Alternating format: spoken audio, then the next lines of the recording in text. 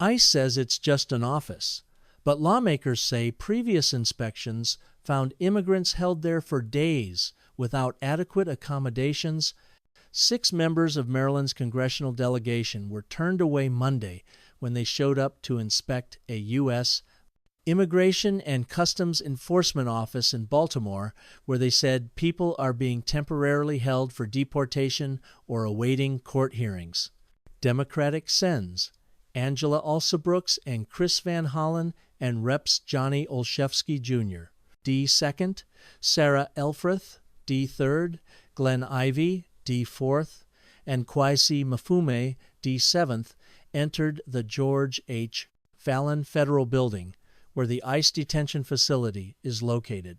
In a joint statement, the lawmakers said the visit was part of their oversight responsibility as members of Congress and that they were exercising our legal authority to inspect the Baltimore Federal Holding Facility and, if necessary, speak directly with detainees. But they were denied entry by an ICE official who told the lawmakers that it was an office, not a detention facility, and that they were not authorized to enter, even though they wrote the head of ICE and Homeland Security Secretary Kristi Noem last Monday to alert them to the visit. Despite the claim that it's just an office, Alsobrooks said previous visits by congressional staffers and a court brief filed by Maryland Attorney General indicate that immigrants are being held for several days at a time in hold rooms at the facility. Those rooms are designed to hold detainees for up to 12 hours while awaiting a court appearance, but are not meant for longer stays, lawmakers said. They are breaking the law in there, Alsobrooks said. She said the official they encountered refused to say who gave the order to bar lawmakers from the building. A representative from ICE didn't respond to requests for comment Monday, but Rep. Andy Harris, R. First, the only Republican in the state's congressional delegation, derided what he called the sit-in stunts for cameras. After several of the lawmakers saw down in front of the ICE office doors, "Spare us the show. We stand with ICE and their mission to keep Maryland safe," Harris said in a social media post. Alsobrooks did not respond to Harris's post directly, instead chiding him for not using his influence with the White House to secure federal disaster relief for Western Maryland flood victims, which was rejected last week by the Federal Emergency Management Agency. "We share a responsibility to the people of Maryland," she said. "It would be great to be able to get his assistance in getting the disaster relief that people need." The Baltimore office recently held Eastern Shore pastor Daniel Fuentes Espinal, an undocumented immigrant from Honduras with no criminal record, who was arrested last week and has since been transferred to the Wynn Correctional Center outside New Orleans.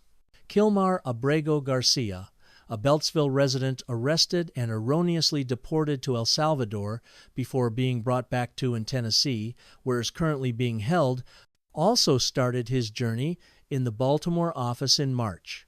Lawmakers said Monday's visit was a follow-up to a March visit by Alsobrooks and Van Hollen staffers that found overcrowding of up to 54 people in holding rooms, no infirmary or medical staff on site, with ICE staff making sandwiches themselves or buying McDonald's to feed detainees.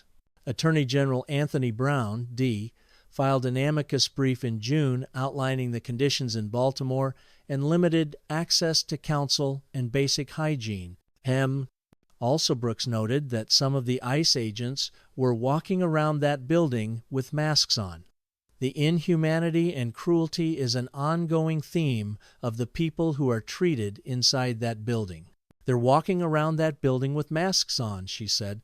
The inhumanity and cruelty is an ongoing theme of the people who are treated inside that building. Lo, the lawmakers said that federal law gives members of Congress the explicit right to conduct unannounced oversight visits to DHS, Department of Homeland Security detention facilities.